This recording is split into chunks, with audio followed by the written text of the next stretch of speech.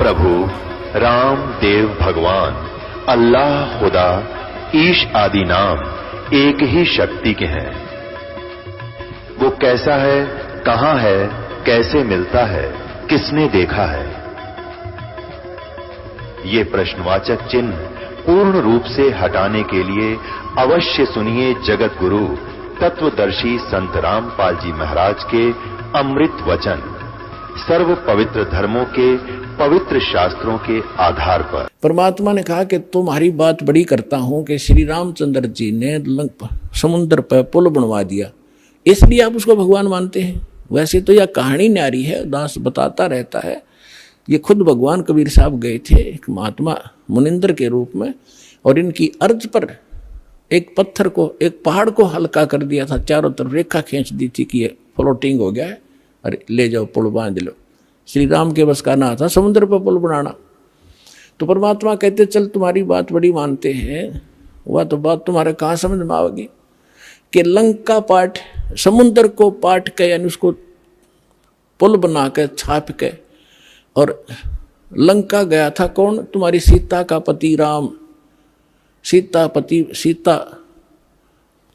को भरतार। अगस्त ऋषि ने तुम आप बताओ सातों पीढ़ी एक घूट में थे, इनमें कौन सा भगवान? जबकि श्री रामचंद्र जी तो 3 दिन तक समुद्र में खड़े होकर याचना कर रहा था, मन रास्ता दे दे, फिर भी ना रास्ता मिला।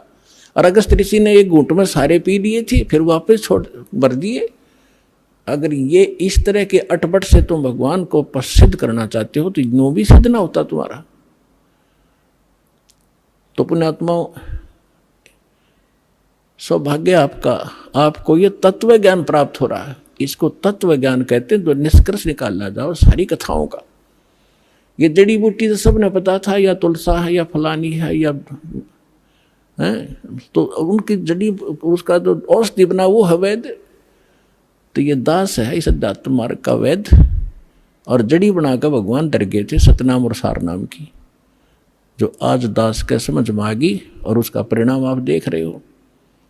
लाखों लोगों का रोग नाश हो गया, घर में वृद्धि होने लगी, सन्नी संतान को संतान मिल रहा है, निरोग हो रहा है। और फिर ज्ञान ऐसा प्रबल आत्मा को गदगद कर देता है। अपने आत्माओं, धर्मदास जी को परमात्मा ने तो थोड़े उदाहरण दिए थे दास ने, क्योंकि वो तो भगवान थे, अपने बारे में कहे तो ना समझ में आओ। इसीलिए एक गुरु की, एक दास की आवश्यकता होती है जो आत्मा और परमात्मा का मिलन करवावे।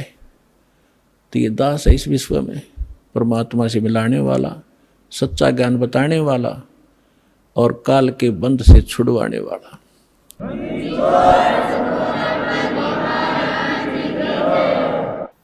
अब दूसरा प्रसंग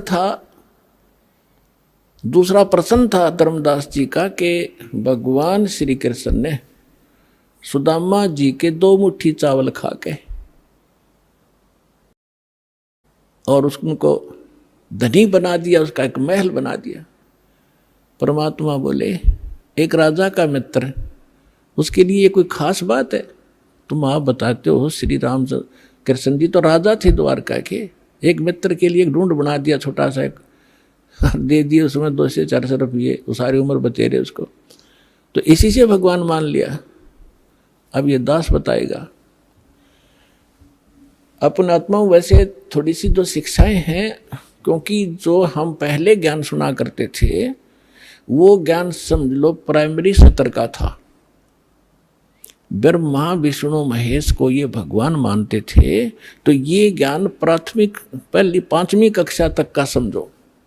और जो काल को, ब्रह्म को भगवान मानते थे वो मैट्रिक तक का ज्ञान समझो, उनकी बुद्धि मैट्रिक तक समझो। लेकिन विधि ठीक ना होने से और वैसे उनको मान लेने से, वो ज्ञान होने से भी कोई लाभ नहीं था। अब जैसे हम कथा सुना करते सुदामा और कृष्ण जी की, अब इन कथाओं से भी थोड़ा सा निष्कर्ष हम साथ लेकर चलेंगे, तभी हम, क्योंकि बच्चा जो 5वीं 6वीं 7वीं 10वीं पढ़ ले तभी तो अगली पढ़ाई पढ़ सकता है, वो सीधा 11वीं में कैसे हो सकता है? तो वो पढ़ाई पहले आपको पढ़ाकर आगे चलेंगे। श्री कृष्ण जी बालकपन में और सुदामा जी एक ही पाठशाला में पढ़ा करते थे। और सुदामा ब्राह्मण थे,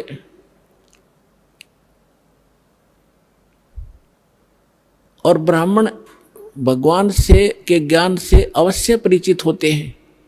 उनको ये मालूम होता है कि जो जैसा कर्म किया हुआ है वैसा ही फल मिलता है। सुदामा और कृष्ण अपनी शिक्षा पूरी करके अलग अलग वो द्वारका के राजा बन गए। वो अपना एक ब्राह्मण, गरीब निर्धन ब्राह्मण था, 3-4 बालक थे, निर्वाह बिल्कुल नहीं चल रहा था। कई बार तो भूखे रह जाते थे, बच्चे भी रोया करते थे रोटियों को। अब सुदामा गणा निर्धन था। उसकी पत्नी बहुत बार कहा करती थी कि आप कहते हो श्री कृष्ण राजा हैं, वो मेरे क्लास पे लोग घनी इज्जत करा करे, आप जाओ कुछ धन मांग लो, आप तो ब्राह्मण हो। सुदामा ने कहा ब्राह्मण का काम मांगने का नहीं होता, भिखारी का होता है। मर जाऊंगा पर मांगूंगा नहीं। लेकिन उस मिश्राणी के घड़ा कहने से, बार बार कहने से वो विवश हो गया कि चल या कहती हो तो मैं चला जाता हूं पर मांगू कति नहीं। वो कहा करता था सुदामा कि मेरे भाग में नहीं है, मैंने पिछले जन्म में धर्म नहीं करा, क्या कोई पुण्य नहीं करा, जिस कारण से मैं निर्धन हूं। अगर मुझे धन मैंने दान किया होता मैं निर्धन नहीं होता, और आज मुझे ज्ञान है तो मेरे पास धन नहीं, मैं तो दान कर दूं।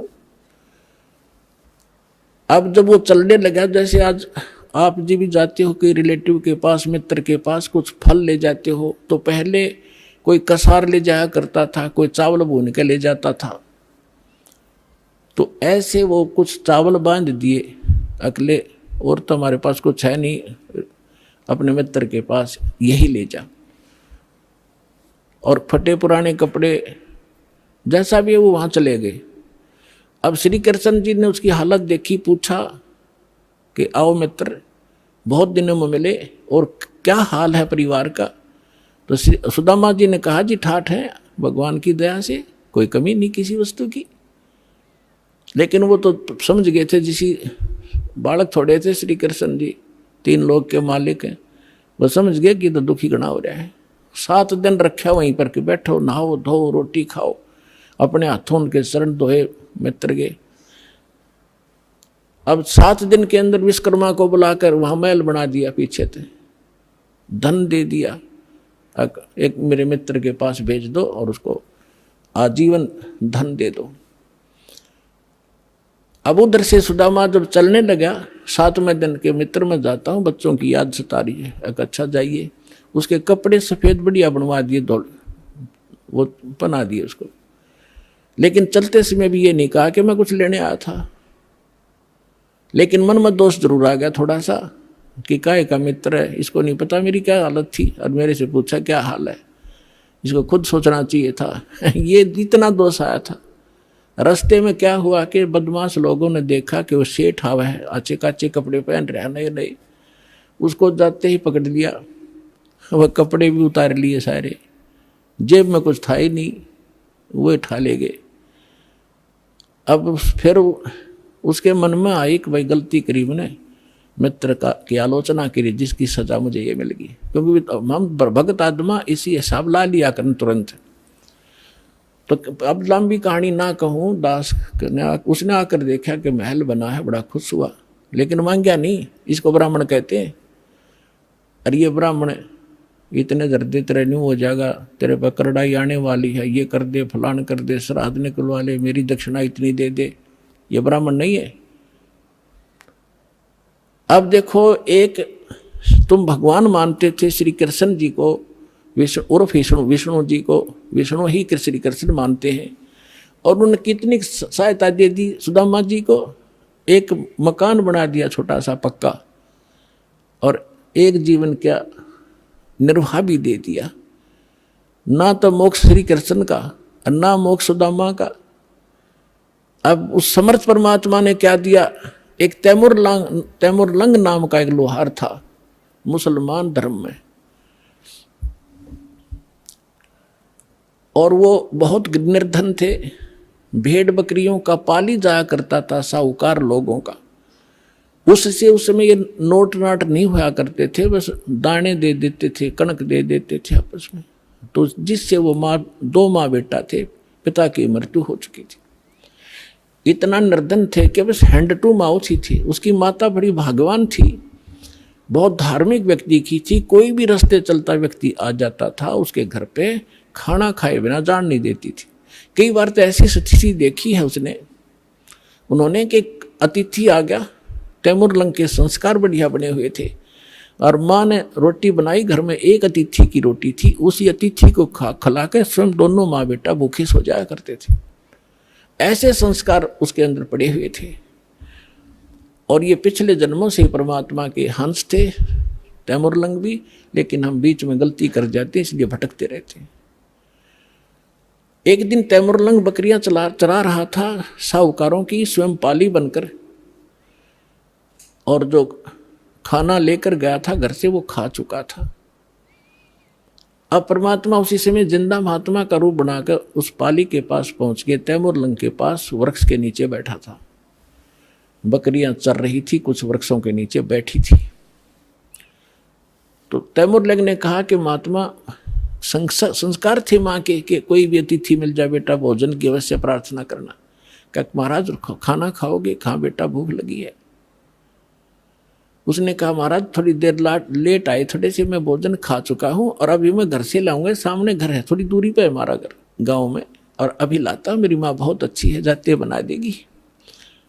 और ऐसे करना भगवान, मेरी बकरियों का ध्यान रखना, हम गरीब बहुत हैं, एक बकरी भी इधर उधर होगी तो मैं पूरी नहीं कर पाऊंगा धनी की, मुझे बहुत दुख होगा। परमात्मा बोले बेटा चिंता ना करें, मैं खूब रखवाल दूंगा। वो घर गया, माँ से प्रार्थना की, कैसे ऐसे राह चलता संत है, भूखा है। माँ ने जब घर में इतना आटा था केवल 2 रोटी बनाई, 2 ही रोटी बनी, दोनों रोटी बना के लेकर आ गई। माँ ने कहा कि बेटा मैं भी चलती हूँ, मैं बर्तन ले आऊंगी, तू वहाँ अपना रखवाली करना, पाली रहना। दोनों आगे दर्शन भी करके आऊंगी साधु के। अब साधु को सामने बैठा देखकर माता ने कहा ले महाराज रोटी खा लो। परमात्मा खाना खान लगा तो इतने में माई ने 3-4 बार प्रार्थना कर दी, महाराज हम गढ़े गरीब हैं, हमारे पास तो कई बार भोजन भी नहीं होता, दया करो, कुछ आशीर्वाद दो, हमारा गुजारा ठीक चले। परमात्मा ने खाना खाया, इतने 4 बार प्रार्थना कर दी, 4-5 बार। परमात्मा खड़े हुए, एक बकरी बांधन की बेल पड़ी थी, पतली सी लोहे की बेल होती है जैसे पशु बांधा करें, उसको ऐसे 4 बार मोड़ लिया, वह इतनी रहेगी, उसको पकड़ के उसके बेटे रोटी खा के पानी पी कर लोटा खड़े हुए साधु, और उस लड़के के सिर पर हाथ धर के कड़म मारी, 7 मारी, 7 सांगल वो बेल मारी कड़ पे, 1 2 3 4 7 तक गिनी। माई ने सोचा बाबा जी मेंटल है और मैंने घना छेड़छाड़ दिया, ये दुखी हो गया, बेटे को कूटने लग गया। तो माई ने पूछा महाराज मेरे बेटे ने कोई गलती कर दी? अक नहीं माता, तेरे बेटे को 7 पीढ़ी का राज दे दिया मैंने, 7 पीढ़ी का राज बख्श दिया है और उसके बाद तेरा राज टुकड़ों में बट जाएगा। माई ने सोची बाबा सचमुच मेंटल है। फिर मारी थी बच्चे का 5-4 मुक्के, 1-2 लात मारी कि ये लात मुक्के इसलिए मारे हैं, फिर तुम्हारे टुकड़ा में राज बट जाएगा। तैमूर लंग से लेकर औरंगजेब तक दिल्ली की राजधानी पर, राजगद्दी पर तैमूर लंग के वंशजों ने 7 पीढ़ी ने राज किया। औरंगजेब के बाद ये टुकड़ों में बट गया था, इतिहास गवाह है।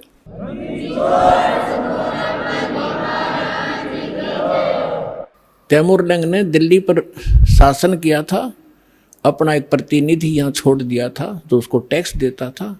उसके बाद उसका तीसरा पोता बाबर दिल्ली का बादशाह बना था। उसके बाद कंटिन्यू आप इतिहास देख लेना, विचलित ना होना, 10-2 शब्द बोलेगा वो, ऐसे समझ लेना जैसे तहसील में रजिस्ट्री होया करे, कोई धोखा नहीं पावे। अब ये बना कैसे? अब माई ने सोचा तो पागल था, और उसी समय अंतर ध्यान हो गए उनके सामने से। तो माई ने सोचा बाबा जी था तो शक्ति वाला, पर जो नौका तेरे बेटे को 7वीं डी का राज दे दिया, या गले ना उतरी बात। अब कुछ दिनों के बाद क्या हुआ कि वही उसी रूप में परमात्मा तैमुरलंग क्या किया करता था, लोहार था ही, ये एक्स्ट्रा जॉब भी करता था पाली जाने की गरीबी के कारण। उधर से एक लोहार के एरन पर चोट लगाता था, ओवर टाइम करता था शाम को आकर के, वो उसको थोड़ा बहुत और अन्न दे देता था महीने 2 महीने में, इससे वो गुजारा करे थे। तो जिस एहरन पर वो चोट मारने के लिए लोहार के पास जाता था, लोहार अपनी कोई औजार बनाता था तो वो घंट चलाया करता था, घंटे 2 घंटे शाम को।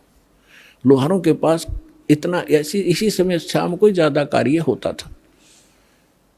तो एक दिन परमात्मा उसी जिंदा महात्मा के रूप में तैमुरलंग को दिखाई दिए स्वप्न में, और कहा बेटा वो एरन मोल ले लो तुम, जहां तो सर्विस करने जाता है और टाइम करता है, वो एरन मोल ले ले।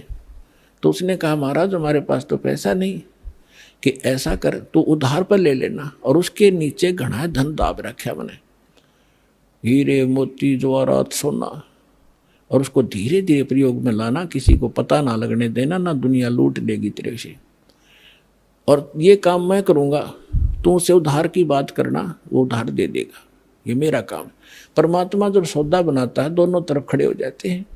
उधर से उस लोहार के मन में प्रेरणा प्रबल कर दी कि ये स्थान थोड़ा है मेरे लिए, बाहर मेरा एक और प्लाट है बढ़िया, यदि इसको कोई ले ले मोल तो मैं इसने बेच दूँ, मैं वहाँ बना लूँ, एहरन डाल लूँ। प्रबल प्रेरणा। उधर से जाके सुबह उठा, उसने अपनी माँ से बताया कि माता ऐसे ऐसे मैंने वो महाराज जी दिखे थे, वो जो जंगल में मिले थे, रोटी खाई थी, मेरे सांकड़ मारी थी, बेल मारी थी। उसकी माँ बोली बेटा दिखे मुझे भी थे स्वप्न में आज ही, पर मैं कुछ शब्द समझ नहीं पाई वो कहे क्या रहे थे। तैमुरलंग बोला मैं बताता हूँ, मेरे याद है, उन्हें ऐसे ऐसे बता। तो कहने लगी बेटा महात्मा तो शक्ति वाले थे, हमें एकदम अंतर ध्यान हो गए थे, पर वो पैसा तो है नहीं बेटा, लेंगे कैसे हम उसको। तो उन्होंने समाधान बताया है कि आप उधार कर की बात करो। माँ बोली देख ले बेटा ट्राई करके। तो उसने जाके तैमुरलंग ने कहा कि भाई मैं एक अर्ज करता हूँ आपसे, ये मैं भी गुजारा कर लूँ, मैं भी लोहार हूँ, आप भी लोहार हो, और मुझे एरन दे दो ये। वो बोला पैसे कब देगा तू? एरन वाला बोला कि अभी तो है नहीं, मैं कुमा के दे दूंगा। पक्की बात? पक्की, 1 साल में दे देना। हाँ 1 साल में दे दूंगा। अब पे कवा दी परमात्मा ने। तो तैमुरलंग के ठिकाना नहीं रहा खुशी का। उसने तो अगले दिन वहां से एरन निकाला, बोला एरन भी छोड़ दे। एरन भी छोड़ दूंगा, पुराना हो रहा है। वहां जाके अब नया गाड़ लिया एक लोहे का लठ उसने, और वो वहीं छोड़ गई। माँ बेटा ने चारों तरफ 4 द्वारी बनाई, कच्ची ईंटें बना बना कर कुछ, उस पर एक झोंपड़ी सी डाल ली और एरन बाहर रख लिया। नीचे से खोदा तो न्यू का नो धन पाया उसने। अपने आत्माओं उस समय जब ये पाली जाया करता था तैमुरलंग, उस समय उसने के दृष्टांत एक घटना देखी थी जो उसके हृदय को छू गई थी, वो मिट नहीं रही थी हृदय से। उसी नगरी का राजा घना निकम्मा था और गांव की सुंदर लड़की उसके एजेंट बता दिया करते थे, और वो अपने मंत्री और सैनिकों को द्वारा उन लड़कियों को उठा ले जाता था, उनके साथ विलास किया करता था। एक दिन ऐसी एक लड़की गांव की तैमुरलंग के ही आसपास घर की चारा लेकर आ रही थी खेतों से। सुंदर लड़की थी। राजा के कर्मचारी उसको अपहरण करने लगे। उसने आवाज लगाई, रे तैमुरलंग, ए तैमुरलंग मुझे बचा भाई, तैमुरलंग मुझे बचा भाई। तैमुरलंग ने देखा भाई सचमुच ये तो बकवादी आदमी है। पाड़ी के पास तो लठ होता है, डंडा लेकर लठ बाज लिया, ताबड़ तोड़ लाग गया उन सैनिकों ने कूटने। वो 4-5 थे, वो अकेला था। तो उन सैनिकों ने उसको इतना पीट दिया, मार दिया, कति खत्म करके डाल गए, पीठ छेद कर लड़की को उठा ले गए। जब वो होश में आया उसके बाद उसने ये प्रतिज्ञा कर ली कि यदि मैं राजा बन गया इसको सबक सिखाऊंगा इस राजा को। अब राजा की सपने भी नहीं, पर मन में तो आवे है सब कहिए बात। उधर से क्या हुआ, उसने धन देखा, दोनों माँ बेटा खुशी का ठिकाना नहीं। लेकिन निर्देश जो महाराज ने दे रखा था वो याद रखा, कुछ धन निकाला, दूर देश में जाकर बेचा। वहां से क्या किया उसने, कुछ अपने साथी सैनिकों से कहा घोड़े लाया, पहले घोड़े लाया, घोड़े लाकर बेच दिया, क्यों उधर घोड़ों का व्यापार ज्यादा होता। तो लोगों ने सोचा इसका व्यापार में बहुत वृद्धि होगी, एकदम ये तो बहुत, एक दो घोड़ा लाया, फिर 10-10, 20-20 लाला बेचने लग गया। उधर से उसने क्या किया, अपने आसपास के जवान लड़कों से कहा कि भाई देखो ये राजा बहुत निकम्मा है, ये अपनी बहन बेटियों के साथ ऐसे करता है, ये टैक्स भी बहुत लेता है, मैं राजा बनूंगा और मैं सबको टैक्स फ्री कर दूंगा, बहुत जायज टैक्स लिया करूंगा और सेठों से लिया करूंगा, गरीबों से नहीं लूंगा, ये आगा पीछा नहीं देखते, और आप मेरे सैनिक बनो, मैं तुम्हें मेहनताना दूंगा। अब लोहार था, लोहार के बच्चे कुछ रिश्तेदारों के इकट्ठे करके जंगल में तलवार बनाने का कारखाना बना लिया, ढाल और तलवार और घोड़े ले आया, सेना तैयार कर ली। कुछ दिनों के बाद उस राजा पर आक्रमण कर दिया। भगवान की रजा होती है, वचन फलता है भगवान का जो निर्धारित होता है। सुबह सुबह जाकर चारों तरफ से किला घेर लिया उस राजा का और कहा कि या तो सरेंडर कर दे ना युद्ध के लिए तैयार हो जा। अब राजा ने कहा कि सैनिकों, वजीर देखो क्या है, क्या हो गया। वजीर ने ऊपर चढ़ के किले पर देखा कि बाहर इतनी सेना खड़ी है, राजन अपना सरेंडर करने में हित है। 500-400 सैनिक थे, दिखे 5000। परमात्मा की रजा, समर्पण कर दिया राजा ने, सरेंडर कर दिया, वो राज प्राप्त किया।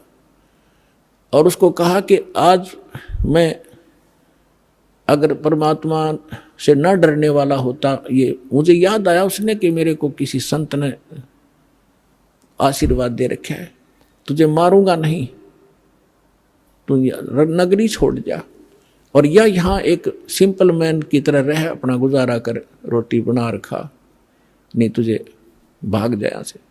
जैसा भी उसने उस पर कब्जा किया, फिर दूसरे राजा को कहा कि राजा अन्यायी थे, नालायक गणे हो गए थे, तो एक दूसरे को ऐसे काबू करता करता वो तैमुरलंग यहाँ पहुंच गया, दिल्ली का बादशाह भी बन गया। दिल्ली को भी अपने अंतर्गत करके वहां एक नुमाइंदा रख दिया उसने, ये इतिहास गवाह है। तो तैमुरलंग ने जब ये शासन सारा पा लिया, तब परमात्मा फिर मिले। ऐसे शिकार में वो गया हुआ था, कहने लगा रे निकम्मी आत्मा।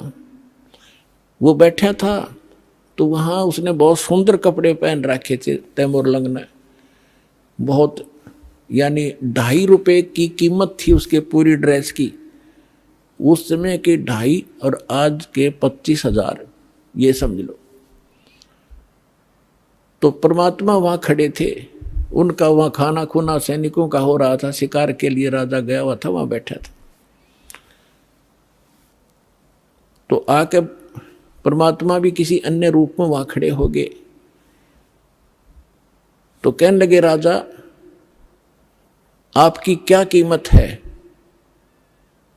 एक सामने एक व्यक्ति खड़ा होकर कह रहा है कि आपकी क्या कीमत है, कि आप ही बता दो मेरी क्या कीमत है, कि तेरी कीमत है 2.5 रुपये। राजा बोला गलत बोल रहा है, 2.5 रुपये का तो मेरा ही ड्रेस है। बोला इससे इसकी कीमत है, तो एक आने का भी को नहीं। निकम्मी आत्मा, तेरे को इसलिए ये राज्य दिया था कि कर्म फोड़ अपने। परमात्मा ने वो रूप बना लिया, जो वो दिन भूल गया तू एक बकरी चराता फिरता था, गिड़गिड़ा रहे थे, आज भूल गया भगवान को, चरणा में पड़ गया उसी समय। अपने बेटे पोतों को देकर राज और लेकर दीक्षा और फिर से भक्ति शुरू करी। तो पुण्यात्माओं, सुदामा को एक ढूंढ बना दिया, एक छोटा सा मकान वो दे दिया, एक जीवन का गुजारा, तो क्या अमर हो गया वो। 7 पीढ़ी का राज दे दिया कबीर साहब ने, एक रोटी खा के, और फिर मोक्ष दिया उस प्राणी को। ये न्यारी ताकत है कबीर भगवान की। बोलो सतगुरुदेव।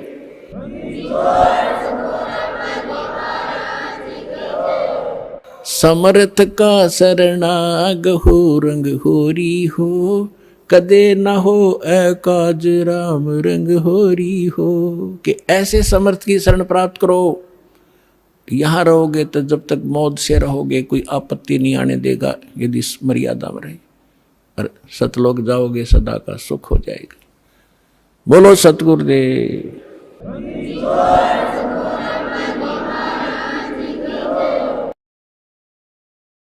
परम पिता परमात्मा पूर्ण ब्रह्म सारी सृष्टि के रचनहार कबीर देव कबीर साहिब जी की असीम रजा से आप सभी पुण्यात्माएं सत्संग सुनने के लिए इस सतलोक आश्रम बरवाला जिला हिसार में पहुंचे।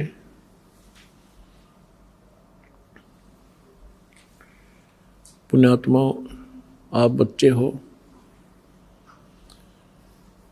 आपको इस प्रोसेस का पता नहीं। ये दास इस मार्ग का मास्टर बना दिया भगवान ने। दास आपको देख रहा है कि आपके अंदर कितनी रुचि भगवान की बढ़ रही है, और दास को ये भी पता है कि परमात्मा आपके ऊपर कैसे रजा बख्श रहे हैं। दास को ये भी मालूम है कि आप आम आत्मा नहीं हैं। आम आत्मा तो वो हैं जो दूर बैठे निंदा कर रहे हैं, अन्य नकली संतों के पास फंसे पड़े हैं, या अन्य योनियों में प्राणियों में के शरीरों में कष्ट उठा रहे हैं, या ऐसे किसी अक्षेत्र में किसी देश में जन्मे हैं जहां नास्तिकवाद ही प्रधान है, तो वो आम आत्मा है, साधारण सामान्य जीव है। दुर्भाग्य उन प्राणियों का। आप जी को यहां बार बार क्यों बुलाया जाता है?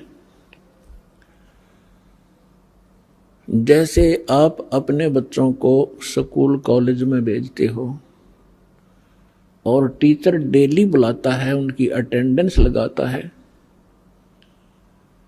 और न आने पर उनको खुरकाता और धमकाता है, क्योंकि उसको मालूम है ये बच्चे रूटीन में आते रहे तो सफल होंगे, अपना सिलेबस पूरा कर पाएंगे, अन्यथा नहीं। टीचर को उनके भविष्य का ज्ञान होता है कि जो आज गफलत करेंगे आगे आजीवन वो दुख भरेंगे। ठीक इसी प्रकार दास को मालूम है परमात्मा ने ये एक नई यूनिवर्सिटी खोली है, और यही साथ के साथ एक मेडिकल भी है। तो इसमें इस आत्मा के दोनों रोग कटेंगे, एक तो जन्म और मृत्यु का,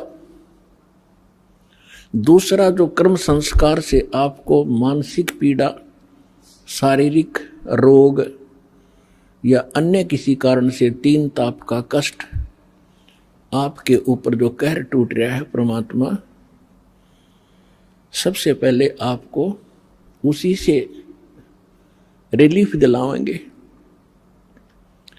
उनसे रिलीफ होगा तभी आपको महसूस होगा कि सचमुच यहां भगवान मिला मुझे। और फिर आप आगे भक्ति भी करोगे, डर के भी रहोगे। आपको ये डर बना रहेगा कि कहीं फिर से ये नाम खंडित हो गया और भगवान की रजा मेरे सिर से हट गई तो वही संकट फिर से घेर लेगा। और भयबन भक्ति नहीं होती, भय बनता है ज्ञान से। छोटा सा बालक होता है, वो करंट वाली वायर को भी पकड़ लेता है और मर जाता है, सर्प को भी पकड़ लेता, गड्ढे में गिर जाता, अग्नि को हाथ में पकड़ लेता है, और वो अपना हानि उसको होती ही है। और जब वो बच्चा बड़ा हो जाता है, बुद्धि उसकी काम करने लग जाती है, मैच्योर होता है, तो फिर उसको डर लगता है उन भयंकर पदार्थों से, भयंकर जानवरों से।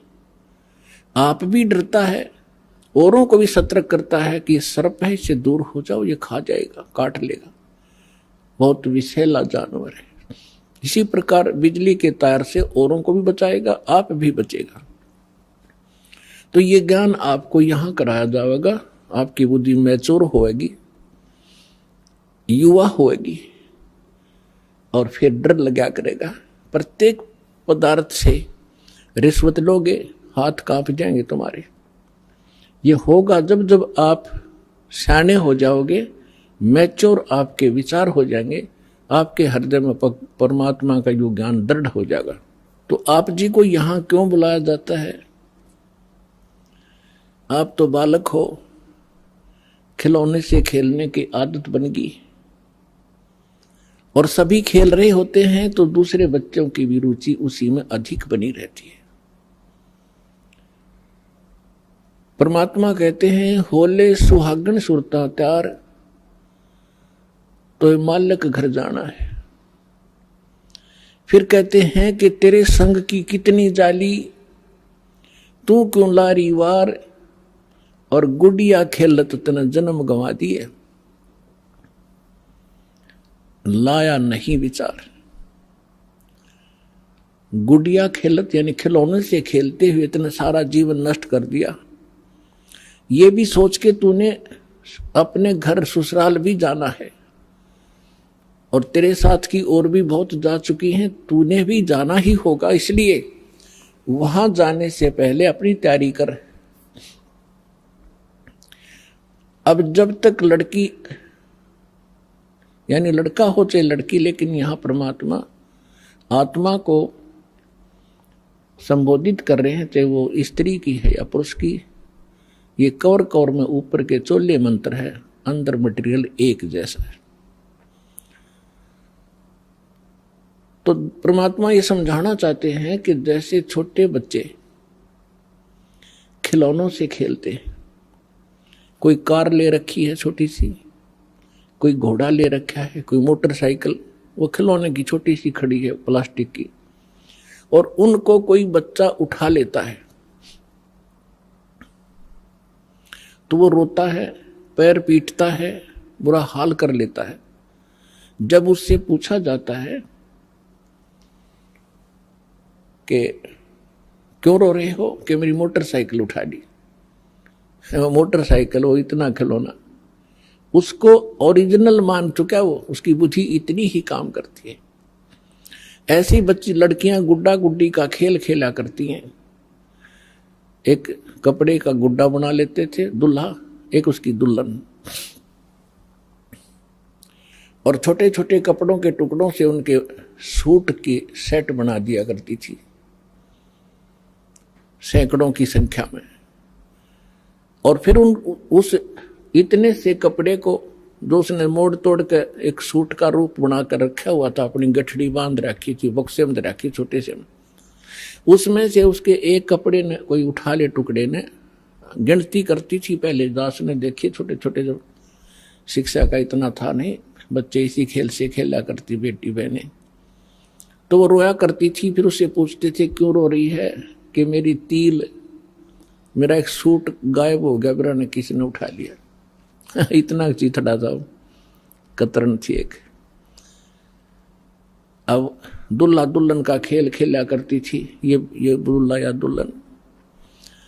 अब जब वो लड़की बड़ी होती है तब उसको पता चलता है वास्तविक दुल्हा और दुल्हन का। जब वो बड़ी हो जाती है फिर वो खेल नहीं खेल सकती जो पहले खेला करती, छोटे छोटे गुड्डा और गुड्डी के खेल को, कभी उसकी रुचि ही नहीं बन सकती। तो इसी प्रकार आप जी जो आज तक खेल खेल रहे थे, संतानों उत्पत्ति, संपत्ति को संग्रह करना, बच्चों का विवाह करना, पढ़ाना, शिक्षा ग्रहण कराना, फिर इनका विवाह कर देना, फिर इनके संतान की कामना करना, संतान हो जावे, फिर हम वृद्ध हो गए, मृत्यु के निकट आ गए, हम बेशक मर जावा, नो प्रॉब्लम।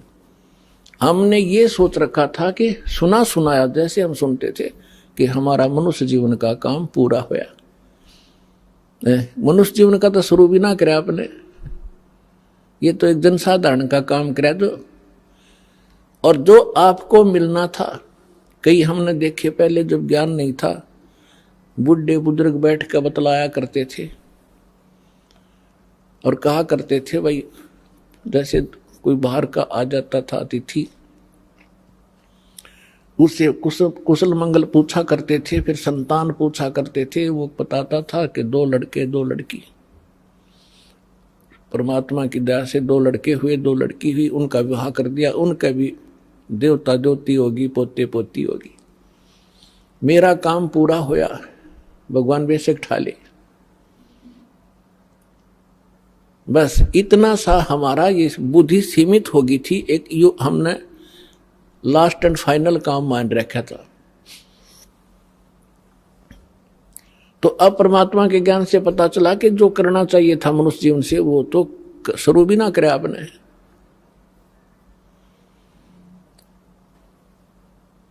तो पुण्यात्माओं, आपको यहां बुलाकर ये ज्ञान दिया जाता है कि आप उस मनुष्य जीवन के मूल कर्तव्य को भूल चुके हो और किसी में पिछले पुण्य कर्मों के संस्कारवश प्रेरणा है तो आप साधना गलत कर रहे हो, वो भी व्यर्थ है। शास्त्र विधि को त्याग का मनमाना जो आचरण करते हैं वो भी गलत है। गीता अध्याय नंबर 16 के श्लोक नंबर 23 और 24 में इसका प्रत्यक्ष प्रमाण है। तो शास्त्र अनुकूल साधना कौन सी होगी? गीता अध्याय नंबर 4 के श्लोक नंबर 32 और 34 में स्पष्ट कर दिया है। और 25 से लेकर 30 तक चौथे अध्याय में यह भी कहा है कि सब अपनी अपनी कोई ऐसी साधना करता है, कोई ऐसी करता है, कोई ऐसी करता है। ये सभी अपनी साधनाओं को पापनाशक जानते हैं। पापनाशक मीन मोक्षदायक, पापनाश होंगे तभी तो मुक्ति होगी, नहीं तो कर्मा के संस्कार में हम फंसे रहते हैं। तो गीता अध्याय नंबर 4 के श्लोक नंबर 32 में कहा है कि परमात्मा स्वयं आकर के अपने मुख कमल से एक विशेष जानकारी विस्तार से देता है। उसको सच्चिदानंद घन ब्रह्म की वाणी कहा जाता है, कबीर वाणी। वो तत्व ज्ञान है, उसको जानने के बाद फिर सर्व पापों से मुक्त हो जाता है। उस तत्व ज्ञान को मैं नहीं जानता, गीता ज्ञानदाता कहता है। तत्वदर्शी संतों के पास जाकर समझ, उनको दंडवत प्रणाम करने से, कपट छोड़कर सरलता पूर्वक प्रश्न करने से वो परमात्म तत्व के जानने वाले तत्वदर्शी संत तुझे उस तत्व ज्ञान का उपदेश करेंगे। 15वें अध्याय के प्रथम मंत्र में गीता जी में उसका पहचान बताई है कि जो उल्टे लटके हुए संसार रूपी वृक्ष के सभी छंद बता देगा, सभी विभाग बता देगा, वो तत्वदर्शी संत है, स वेदविद। तो इससे सिद्ध है कि जो जब तक वो तत्वदर्शी संत जिन ऋषि महर्षि या साधकों को नहीं मिला, उन्होंने जो साधना की वो शास्त्र विधि त्याग कर मनमाना आचरण किया, और जिस कारण से उनको न तो परमात्मा प्राप्ति हुई और ना उनका कोई स्थायी स्थान प्राप्त हुआ। वो शाश्वत स्थान उनको नहीं मिल पाया। यहाँ का अंतिम लोक, अंतिम मोक्ष स्थल ब्रह्मलोक है, और ब्रह्मलोक में गए हुए प्राणी भी जन्म मृत्यु में रहते हैं। गीता अध्याय नंबर 8 के श्लोक नंबर 16 में इसका प्रमाण है। तो पुण्यात्माओं, ये वो एक नई यूनिवर्सिटी, और जिसमें प्रथम कक्षा से लेकर अंतिम पढ़ाई यही पढ़ाई जाएगी, और यही प्राथमिक चिकित्सा से लेकर अंतिम ऑपरेशन तक की यही किया आपका जाएगा, यानी अध्यात्म तरीके से। आप जी को यहां क्यों बुलाया जाता है आपको पता नहीं, आप तो बच्चे हो। आपको यहां बुलाने से आपको 5 यज्ञों का लाभ दिलाया जाता है। पुण्यात्माओं, एक जैसे किसान खेत में बीज बोता है, खेत भी संवार दिया और बीज भी ओरिजिनल हो, यानी गेहूं का बोआ है तो गेहूं का ही हो, और गेहूं का भी अच्छा बीज हो, मरे हुए दाने ना हो। बीज बीजने के बाद फिर उसमें और भी बहुत ऐसा प्रोसीजर है जो अनिवार्य है। समय आने पर उसकी सिंचाई, उसमें फिर खाद डालना, उसके अंदर से घास निकालना और उसकी सुरक्षा रखना, तो तब जाकर के वो फसल परिपक्व होती है, तब जाकर के वो 2 दाने घर पर प्राप्त करता है किसान। पहले खर्च करता है अपने घर से खूब आंखें मीच के। जिस किसान के पास खुद अपने घर पर पैसा नहीं है, बीज भी नहीं है, उधार पैसे लेता है, बीज लाता है कि खेत में बीजता है, खाद भी अपना लोन लेकर डाल रहा है, उसको मालूम है कि आज मैं जो खर्च कर रहा हूं, उधार भी लेकर कर रहा हूं, एक दिन वारे न्यारे कर देगा यह फसल अगर परिपक्व होगी। ठीक इसी प्रकार आप जी को वो स्थान मिला है जहां दान करना चाहिए, आप जी को वो मंत्र मिला है जिसका जाप करना चाहिए। इस प्रकार आपको तत्वदर्शी संत मिला है। अब परमात्मा कहते हैं समझा है तो सिर धर पाऊं और बहुर नहीं रे ऐसा दाव। यदि तेरे समझ में आ गया मनुष्य जीवन फिर मिलेगा नहीं, यदि मनुष्य जीवन मिल गया तो तत्वदर्शी संत नहीं मिलेगा, और तत्वदर्शी संत नहीं मिला तो ये मनुष्य का जीवन और पशु का जीवन में कति अंतर नहीं। और आपको पता लग गया है कि सचमुच अब ये दाव लगे आपका, तो यहां कहते हैं समझा है तो सिर धर पाओ, सिर पर पांव रखना, इतना स्पीड से दौड़ना जैसे कोई पीछे घोर संकट आ रहा हो, उससे बचने के लिए भागा जाता है। समझा है तो सिर धर पाओ कि कमर कस ले वे। अब अगरम मगरम छोड़ दे, बकवाद नहीं चलेगी इस मार्ग में। समझा है तो सिर धर पाओ, बहुर नहीं रे ऐसा दाव। ये आपका दाव लगा है मनुष्य जीवन, और ये प्राइम टाइम बिचली पीढ़ी का समय। अब कसर ना छोड़ना इसमें।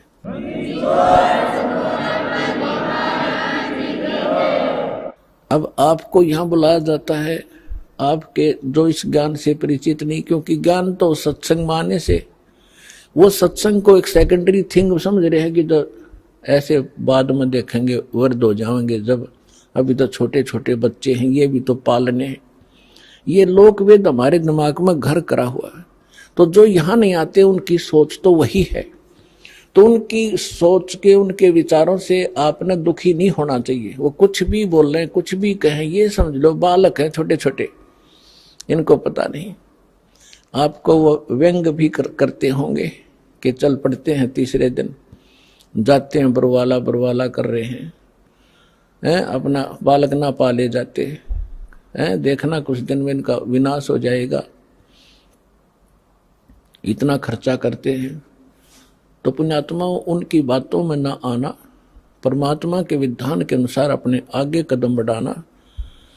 फिर कुछ दिनों में देखना आपके घरों में इतने सुख होंगे, इतनी बरकत होगी, वो पड़ोसी जो नाम नहीं ले रहे वो देखा करेंगे झुक झुक के, ये ल्यावे कहाँ से हैं।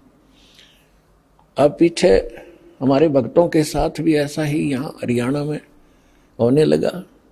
कोई कहता ये तो वहां जाते हैं क्रोथा आश्रम था पहले, और उस महाराज से पीछे पैसे लाते हैं, तब इनके ठाठ हो रहे हैं। महाराज यहाँ मशीन ला रहा पीछे छापन की, मैं था भिखारी तुम्हारे पैसे बैठे हूं। तो दास का प्रोसेस परमात्मा का वो मार्ग है जिससे ये प्रफुल्लित होंगे।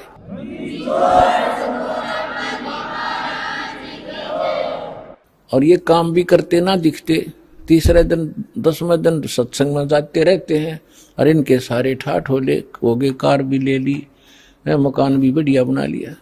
परमात्मा के नहीं कर सकता। अपने आत्मा विचार करना, अपना भगवान इतने सुना था, देखा नहीं था, और भगवान के गुण आपने सुने थे, प्राप्त नहीं हुए थे। आपको यहाँ कदम कदम पर महसूस होगा यहाँ भगवान है, परमात्मा ये काम करया करे, राज होने लग रहे हैं आपके घरों पर। तो आप जी को यहां बुलाकर आपको यहां अमृत पिलाया जाता है, आपकी आत्मा को स्वस्थ किया बनाया जाता है। जैसे छोटा सा बालक होता है, लड़का या लड़की, गली में बच्चों के साथ खेल रहा होता है और वो तो इतना मस्त हो जाता है बच्चों में, उसने खाने पीने की भी परवाह नहीं होती। फिर माँ जाती है कि काफी देर होगी मेरे बच्चे ने आया नहीं, ना खाना खा गया ना दूध पी के गया। वह गली में जाती है, उसको कहती है तू आजा, खाना खा ले, दूध पी ले। वो नहीं आता है, वो तो बहुत मस्त है खेलने में। उसको उठाकर लाती है, उसका हाथ पैर मुंह धो के उसको दूध पिलाती है और वो दूध पीता पीता भी नहीं सोचा है कि एक बार छोड़ दे माँ, फिर भागू मैं। लेकिन वो नहीं छोड़ती है, उसको पेट भर के और फिर छोड़ देती है कि ले तू खेल।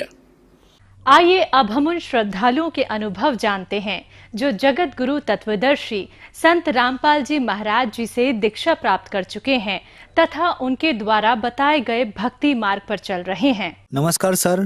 सर सर क्या नाम है आपका? जी मेरा नाम अजय भारती है। अजय जी आप कहाँ से हैं? मैं गुड़ियारी रायपुर छत्तीसगढ़ से हूँ सर। अजय जी संत रामपाल जी महाराज से नाम दीक्षा आपने कब ली?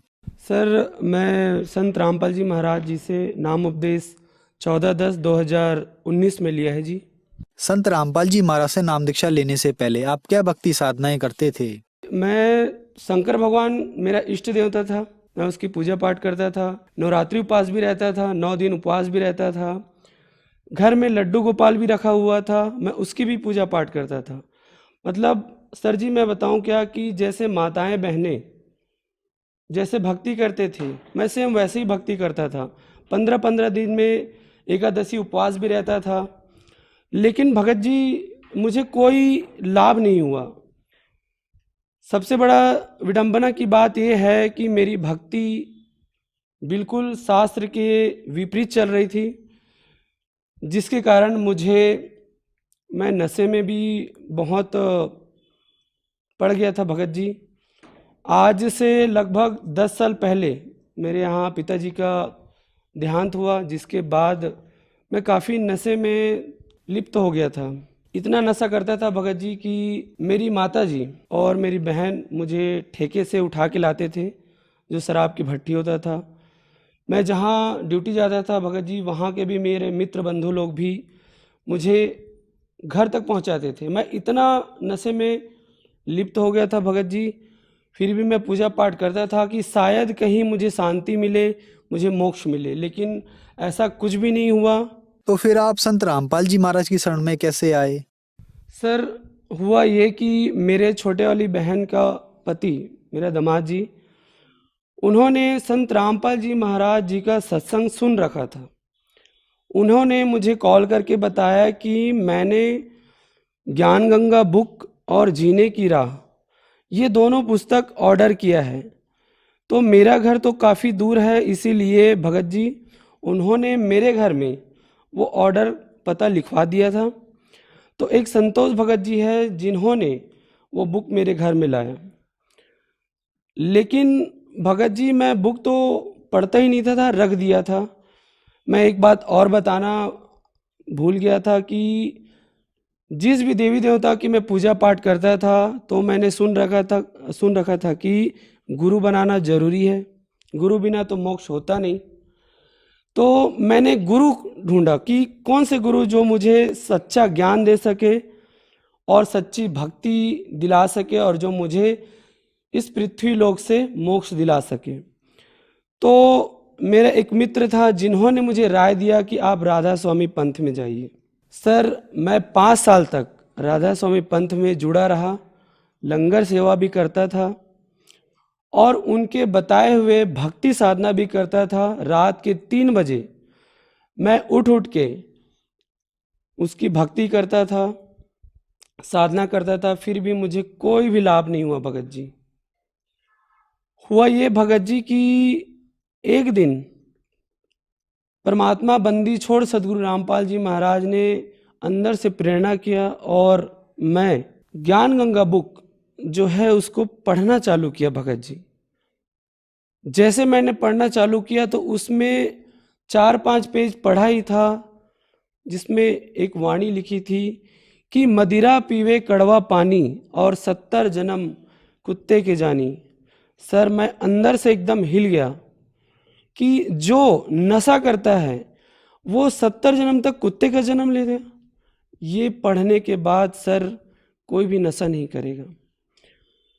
दूसरा मुझे ये पता चला भगत जी कि 3 देव की जो करते भक्ति उनकी कदे ना होवे मुक्ति।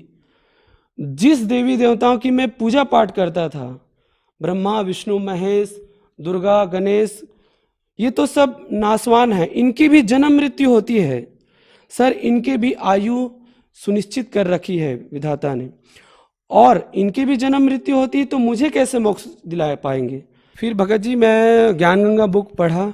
पढ़ने के बाद मुझे लगा कि ज्ञान तो सही है। फिर मैं तो राधा स्वामी पंथ में था भगत जी। तो एक दिन हुआ ये कि मेरे जो दमान जी है और मेरी बहन जो मेरे से पहले परमात्मा बंदी छोड़ सदगुरु रामपाल जी महाराज में जुड़ने से पहले ही वो लोग मालिक के शरण में आ गए थे, बंदी छोड़ सदगुरु रामपाल जी के शरण में। तो अचानक हिसार जाने का मेरे घर में कार्यक्रम बना और मुझे भी उनमें सम्मिलित होने के लिए कहा गया, लेकिन मैं अज्ञानी था। अपने अज्ञानवश मैं मना करता गया कि नहीं, मैं राधा स्वामी पंथ में हूँ तो मैं नहीं जाऊँगा। जिस दिन दूसरे दिन ट्रेन था भगत जी रिजर्वेशन का, उसके रात को मैं 9 बजे अपने जो सर हैं उनको कॉल किया कि लास्ट बार चलो ठीक है, आप लोग इतना प्रेरित कर रहे तो मैं चले जाता हूँ, लेकिन छुट्टी तो मिल नहीं रही है। लेकिन बंदी छोड़ सदगुरु रामपाल जी महाराज अपने शरण में लेने के लिए ही शायद उन्होंने ऐसा दया किया मुझ पे, इस दास के ऊपर, कि मेरी एक फ़ोन लास्ट फ़ोन लगाने पर मेरी छुट्टी अर्जी पास हो गई और मैं 1 हफ्ते के लिए मुझे छुट्टी मिला। मैं वहाँ गया हिसार भिवानी आश्रम संत रामपाल जी महाराज के शरण में। जैसे ही मैं आश्रम के दहलीज को पार करके अंदर गया भगत जी, वहाँ का नज़ारा देख के कि वहाँ जितने भी बहनें थी, माई थी, भाई लोग थे, उनका व्यवहार, सत साहब जी आप यहाँ बैठिए जी, सत साहब जी, वहाँ का आदर सम्मान और भक्ति साधना देख के भगत जी मैं अंदर से इतना गदगद हो गया। मैं रात को भंडारा लेके जैसे सोया, भगत जी सुबह उठते ही संत रामपाल जी महाराज से मैंने नाम उपदेश लिया। सर संत रामपाल जी महाराज से नाम दीक्षा लेने के बाद आपको क्या लाभ मिले? भगत जी लाभ का मैं आपको बता नहीं सकता, इतने लाभ दिए हैं बंदी छोड़ सदगुरु रामपाल जी महाराज ने। सबसे पहले मुझे लाभ ये मिला कि मुझे आध्यात्मिक लाभ मिला। दूसरा लाभ मुझे भगत जी ये मिला कि मैं नशे में बहुत धूत रहता था, जिसके नाम से मेरे परिवार वाले बहुत परेशान रहते थे। मेरे घर वाले, मेरे पड़ोसी ये बोलते थे कि ये नशे को कभी छोड़ नहीं सकता। लेकिन बंदी छोड़ सदगुरु रामपाल जी महाराज के शरण में आने के बाद, उनकी भक्ति विधि करने के बाद भगत जी मैं नशा तो क्या, जो सामने वाला भी नशा करता है तो उसको भी मना करते हैं कि नशा करना बहुत गलत चीज़ है। दूसरा लाभ मुझे ये हुआ भगत जी कि नशा करने के से मुझे पैसे मेरे पास इकट्ठा होता नहीं था भगत जी। मैं पैसे को बर्बाद कर देता था और हम लोग 15 साल से रेंट में रहते थे भगत जी। मालिक की दया इतनी हुई कि पैसा इकट्ठा होना भी चालू हुआ और आज के समय में बंदी छोड़ सदगुरु रामपाल जी महाराज के शरण में आने के बाद हमें खुद का घर, मालिक की दया से 40 लाख का हमारा घर बना है भगत जी। तीसरा लाभ हमें ये हुआ सर कि मेरी माता जी को कैंसर हो गया था, स्तन में उनका गाया गया था। एक बात बताना मैं भूल गया भगत जी कि मैं हॉस्पिटल लाइन में वर्क करता हूँ, मैं एक वार्ड बॉय हूँ और 4 साल मैंने कैंसर वार्ड में भी ड्यूटी किया है। तो मुझे पता है भगत जी कि एक कैंसर मरीज को किस तरह से ट्रीट किया जाता है और उसमें 2 प्रकार से ट्रीट होता है भगत जी। पहला तो कीमोथेरेपी होता है, दूसरा रेडियोथेरेपी होता है।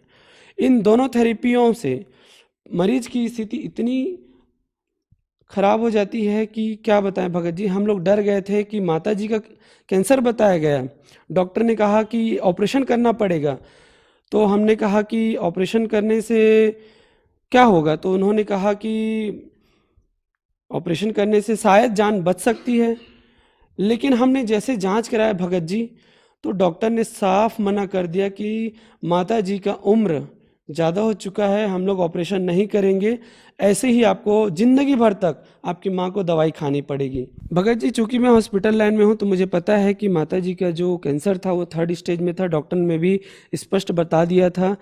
तो डॉक्टर ने मना कर दिया कि ऑपरेशन नहीं करेंगे, आप जितना दिन तक अपनी माँ को घर में ले जा सकते हो, जितना दिन जिंदा रह सकते हैं उतना दिन रहने उसको घर में रखो, 3rd स्टेज का कैंसर है। तो भगत जी, हमने अपने भगत भाइयों से पूछा, तो भगत भाई ने बताया कि परमात्मा बंदी छोड़ सदगुरु रामपाल जी से अरदास लगाई। हमने बंदी छोड़ सदगुरु रामपाल जी महाराज से अरदास लगाई। अरदास में परमात्मा बंदी छोड़ सदगुरु जी का आदेश आया कि बेटा आप ऑपरेशन एक बार करा के देखो, मालिक दया करेंगे। मैं बताऊं क्या सर, जैसे हम लोग परमात्मा का आदेश आया, हम लोग हॉस्पिटल गए और ऑपरेशन कराया। भगत जी, 1 रुपया का भी दवाई माता जी को खाना नहीं पड़ा, और जो डॉक्टर कैंसर है बताते थे वही डॉक्टर के मुख से हमने ये सुना भगत जी कि ये चमत्कार कैसे हो गया, ये तो कैंसर था, वो भी 3रा स्टेज का। तो रिपोर्ट तो निगेटिव आया। भगत जी, बायोप्सी के लिए बॉम्बे भेजा जाता है टुकड़े को, वहाँ से रिपोर्ट आया बिल्कुल निगेटिव आया। तो ये लाभ हुआ भगत जी हमें। और 5वां लाभ भगत जी ये हुआ कि मेरी पत्नी है, उनको बवासीर हो गया था। तो हमने तो जान लिया था कि परमात्मा बंदी छोड़ सदगुरु रामपाल जी से अरदास लगाने मात्र से, उनके आदेश से ही बड़ा बड़ा कैंसर का बाप भी ठीक हो जाएगा। तो ये तो छोटी बीमारी है। हमने अरदास लगाया बंदी छोड़ सदगुरु रामपाल जी महाराज से। परमात्मा बंदी छोड़ सदगुरु देव जी का आदेश आया कि भक्ति करो, सब ठीक हो जाएगा। भगत जी, 1 रुपया का भी दवाई नहीं खाना पड़ा और वो बवासीर जड़ से खत्म हो गया। सर, संत रामपाल जी महाराज से नाम दीक्षा लेने के बाद आपको बहुत सारे लाभ मिले। हम आपसे एक बात पूछना चाहेंगे कि आप देवी देवताओं की बहुत ज्यादा पूजा करते थे। संत रामपाल जी महाराज के बारे में यह कहा जाता है कि संत रामपाल जी महाराज देवी देवताओं की पूजा छुड़वाते हैं, क्या ये बात सही है? बिल्कुल गलत बात है भगत जी। जबकि बंदी छोड़ सदगुरु रामपाल जी महाराज सभी देवी देवताओं का शास्त्र के अनुसार भक्ति बताते हैं। जो भी भगवान के हम पूजा पाठ करते हैं उनका भक्ति शास्त्र के अनुसार, वेदों के अनुसार हमें कैसे करना चाहिए, ये परमात्मा बंदी छोड़ सदगुरु रामपाल जी महाराज बताते हैं। इसका उदाहरण ये है भगत जी कि जैसे हम आम का पेड़ लगाते हैं, आम के पेड़ में अगर हम पत्ते में पानी डालेंगे तो हमको फल नहीं मिलेगा, लेकिन बंदी छोड़ सदगुरु रामपाल जी महाराज हमें जड़ में पानी डालने का विधि बताते हैं। मतलब ये है कि हमें शास्त्र के अनुसार जिस भी देवी देवताओं की हमें साधना करना चाहिए वो बताते हैं भगत जी। संत रामपाल जी महाराज से नाम दीक्षा कैसे ली जा सकती है? बंदी छोड़ सदगुरु रामपाल जी महाराज की इतनी दया है भगत जी कि बहुत सारे चैनलों में परमात्मा का बंदी छोड़ सदगुरु रामपाल जी महाराज का सत्संग आता है, जिसमें पीली पट्टी चलती है भगत जी सर जी। और उस नंबर में आप फ़ोन करके आपके आसपास के क्षेत्र में जहाँ भी बंदी छोड़ सदगुरु रामपाल जी महाराज का आश्रम है, नामदान केंद्र है, वहाँ आपका पता लगा के उनसे आप संपर्क कर सकते हैं। मालिक बंदी छोड़ सदगुरु रामपाल जी के दया मेहर से सर जी इस पूरे विश्व में 500 से ज़्यादा नाम दीक्षा केंद्र है, जहाँ आपकी जानकारी मिलेगी, आप वहाँ जाके नाम दीक्षा ले सकते हैं जी। धन्यवाद सर। सत साहिब जी।